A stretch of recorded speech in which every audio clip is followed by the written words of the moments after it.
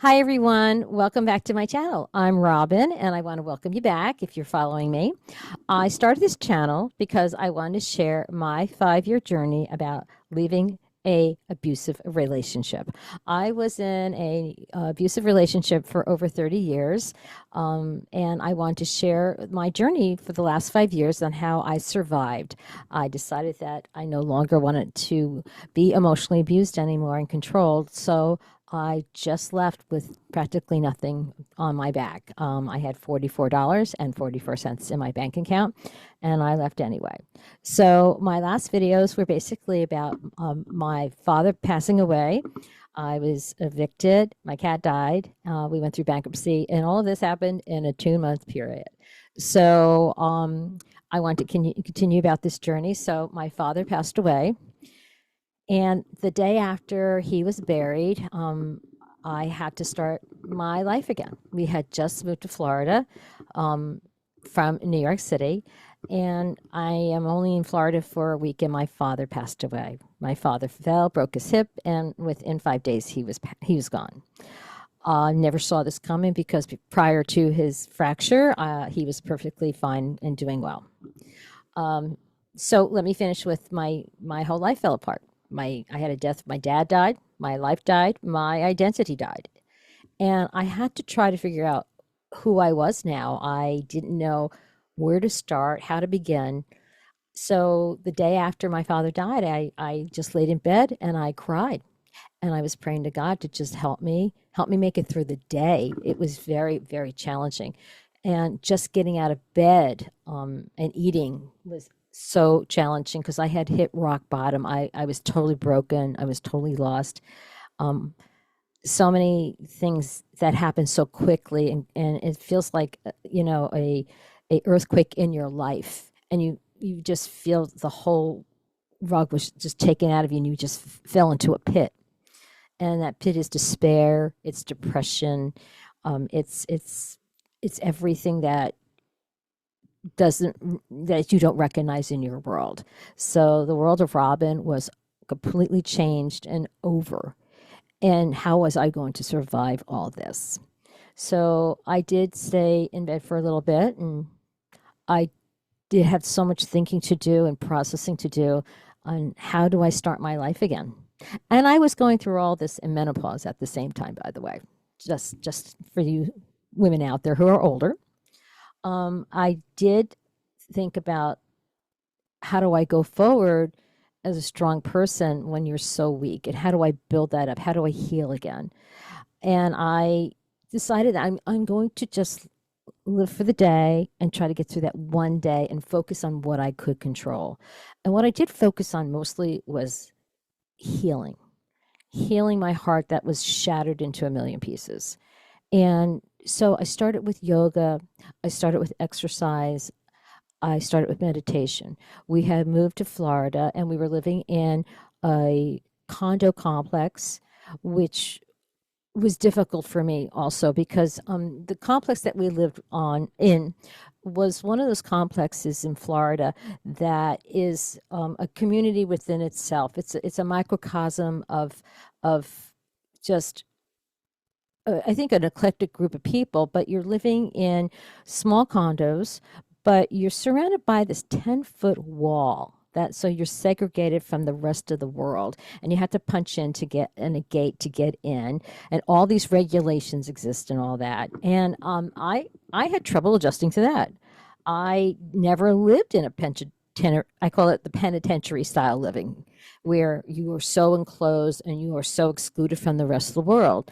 I grew up in a New Jersey suburban town, and I had freedom walking around. The homes were not enclosed like that. It was so challenging for me. I just felt trapped and like a caged animal. But on the other side, my husband really enjoyed it. He always explained it as living in an exclusive community because, well, he grew up on the island of Curacao, which is part of the ABC Islands, Aruba, Bonaire, and Curacao. And as the elite society that he was in, they lived in these beautiful mansions, but they were all behind these 10-foot walls. So the very first time I visited Curacao and he wanted to show me the homes that his parents lived in, his parents rented homes. They never owned a home there. They didn't buy anything there too much later, and that was an apartment. So I went to 3 or 4 of his homes in Curacao, but I couldn't see them because they were behind this 10-foot plaster wall.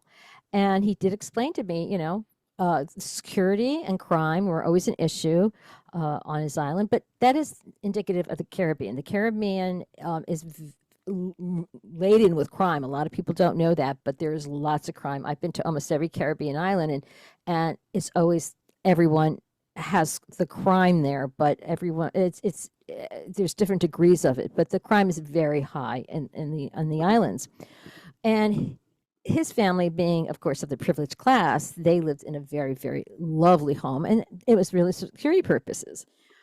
And that's fine, but I never lived that existence, which that's how he grew up.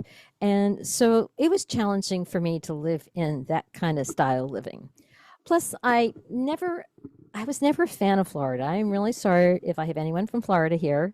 I do not like the heat. I don't do well in the heat. I also don't care for such the topography there is very flat. I do enjoy the mountains. I am a skier, so I enjoy mountains a lot.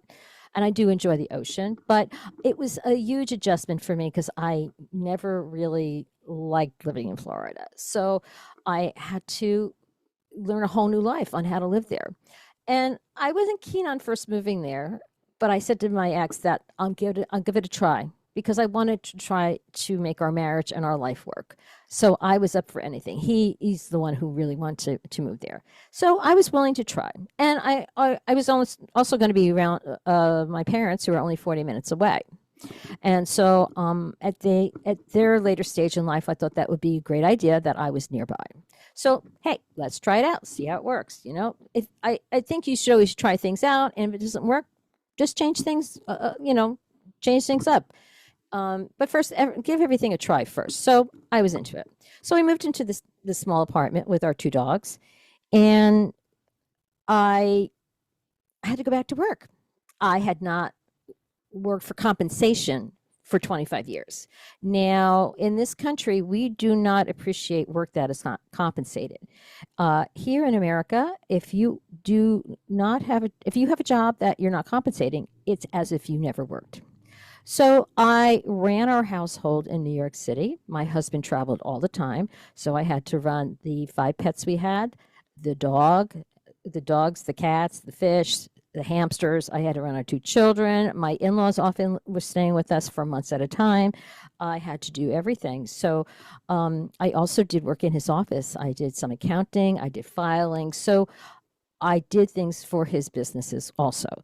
So I also was the PTA mom. I did all the things for the PTA. I was so involved. I was the chair of many benefits. I was also the editor of the yearbook. I designed the yearbook for my kids' school.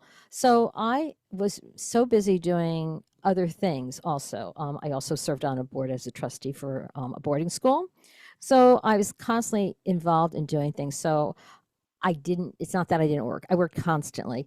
I just wasn't compensated in it. And so in this world, unfortunately, like I said, I never had a job before. Tons of office administration work that I did in the 80s. I worked in companies in Park Avenue, downtown at Wall Street. So I was very, very busy. And so I had to go back to work, though, after 25 years. And it was very difficult. I had to start looking around for a job, which was very difficult. First of all, pulling my resume together was a challenge. And then I had to start, on the internet looking. That's a new way to find a job. And I also put the word out that if anyone knew anything, put the word out that I'm looking for a job. Well, I started going to a yoga class, and I started going to exercise at the gym, and we had a pool and so I was just finding things to distract me from my pain, which we do when we're in grief. So, but about the grief. So I went through this phase of grieving, and it was very challenging. Um, my mother and sister gave me this photo album of my dad with photos when he was in the Korean War, and I just would leaf through that all day long and just trying to heal. And I started watching MASH all the time. I swear, in Florida, or on cable channels, they have a MASH station. MASH is on like 2 or 3 hours a day. So I was binge watching MASH because I was trying to find some way to soothe myself. So, and it did help me grieve, and it did soothe me. It felt like I was close to my father. Growing up, my father loved watching MASH because he was in Korea, and I always sat and watched it with him. Now, I have a degree in history, and I got my love for history from my father. My father and I often would watch war pictures, war movies after church on Sundays. And I always enjoyed watching them with my dad, and my dad would explain them to me. So I wound up having this love of history, and that's what I have my degree in. So, in other words, I enjoyed college. I studied what I wanted, not what I thought I needed for survival or success in the world. So, but anyway, I was binge watching MASH all the time. It was, and my poor husband, he would walk in and he would look at me, MASH again, and I'd be like, "Yeah, I'm sorry." And he was really cool about it, and he just let me get through what I had to get through to heal and survive what I had just gone through. So I gone through about 2 or 3 months of constantly watching MASH. I chuckle about it now, but oh my God, I was just mashed to death. But I know everything about MASH now. But it was not for 11 years, so there are lots of episodes to watch. So I just had to work that through just to grieve, and so and it did help me. It actually helped me. I mean, you go through waves of grief when a close person dies to you, and you never know when it's going to hit you. And I just, found something that was soothing me at the time, which we all need when you have such a big loss in your life at the time.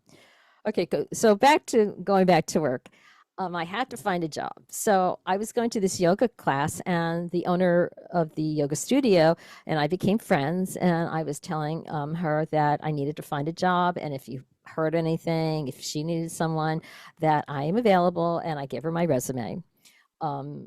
So I emailed it to her because you don't do paper resumes anymore. But I just decided, I'm going to put it out there to everybody I met that I'm looking for a job.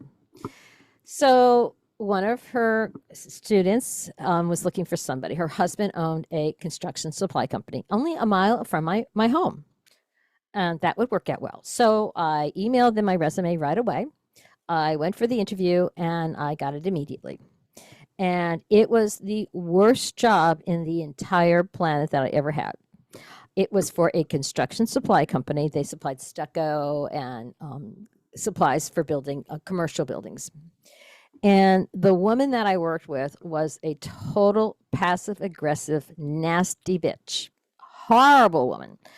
But beggars can't be choosers. And I just was going to do what I had to do to survive. And that's what I will still do today. I will do what I have to do to survive. So I started working for there. I was doing the accounts payable. And the woman couldn't have been nastier and uglier to me than anyone I've ever met. She was horrific. And the building was a warehouse full of rats and lice and falling apart. I had over my desk a drop ceiling, and it was weighing down because there was a rat's nest in there. And in the summer, I would wear skirts to work, and I would have all these bites on my legs when I got home from work, and my ex would say, "What are all those red marks on your legs?" And I would be like, "Well, that's the lice from the mice that I work with every day." And so I was doing accounts payable. I was working on an operating system. And when I got there, I started doing data entry and doing purchase ordering. And I would see that all these credits were in the system. And I would ask my boss, well, okay, so what's the procedure to get these credits out of here? Because Of course, the math doesn't line up if you can't filter out the credits out of the OS, out of the operating system. So she didn't know. They had to fire the person who had my job right away because he was stealing from the company, but never found out how to get rid of the credits. So I went through the trouble of putting the ticket in, talking to people in India, and figuring out and writing the SOPs on how to work the system in the accounts payable area. And when I left there, they were so dumb that they couldn't find my SOPs, even though I had on my desktop a file saying SOPs for accounts payable. But the woman was nasty, and because I only lived a mile away from the place, that when anything came up, I had to drop what I'm doing and go to work and unlock something or lock something up or turn something on or off. The woman was just so abusive too. And so then we eventually hired another girl to do the accounts receivable. And she once said to me, I cannot believe that you accept the way she speaks to you. And I said, well, you're only 26. I have not been to work for 25 years, and I have to take what I could get. And I did take her abuse for a long time. I worked there for about a little over a year. At one point, I just couldn't take it anymore, and I did leave. But it was just getting my foot in the door again. See, I thought I paid my dues in my 20s when I worked all of my 20s in Manhattan, but now I had to pay my dues all over again. So not fun, but you got to do what you got to do to survive in this world. So it was challenging. I was just trying to distract myself and keep my head above water and not sink into such a deep depression that I was not functionable. So work was a great distraction. So I was either working out at the gym. We had a little gym in our complex, going to yoga class, and I got a great discount because I was a friend of the yoga instructor. And I was also starting this new job. And I also started meditating a lot because I just had to pull my life together. I believe you're the author of your own story. And I had to survive this so it wouldn't define who I was going forward. You can't change what's gone in the past. You can only change what's in the present and in the future. And I was not going to let this bring me down. And I was not going to let this define who I am and what I am. And I found a way, just like I said, through my love of God and Jesus and just this inner strength. I was going to take this pain and put it into purpose and put it into power and help others get through it. So this is the story of, like I said, this is precipitating my leaving my husband, my long-term marriage. And I was with a reactive narcissist who also was grandiose, and he abused me for many, many years, which I did not recognize at first. When you are in an abusive marriage or relationship, you sometimes are so in love with someone that you don't see it right away, or for a long time. Now, 20 years of the marriage was wonderful. We had a wonderful family life, and it was magical. But when everything fell apart, his true nature and true color came out. And he was emotionally abusive for many years.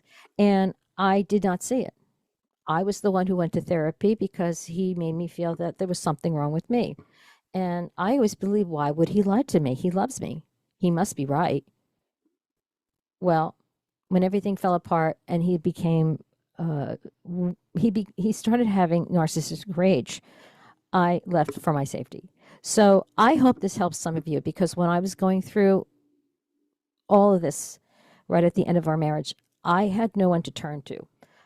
No one feels sorry for the rich lady who lost all her money. In fact, unfortunately, some people are actually happy you fell on your face. That's disappointing, but that's just life. And I always made it, that's their problem, not mine. So you don't get much empathy when you lose everything. You get none. And lost most of my friends because I didn't have the exciting life anymore or the money. So, but that's okay. That's life. I've survived that, and lesson learned. But I left with practically nothing, and I'm going to survive. But I hope you join me on the journey, because I'm going to shortly get back to the point where I left my ex, and that was a whole story unto itself. So, but this is just telling you how this all happened and why it all happened. So I want to wish you all a wonderful day, and I want to thank you so much for joining me, and I hope you join me for the next one. Take care. Bye-bye.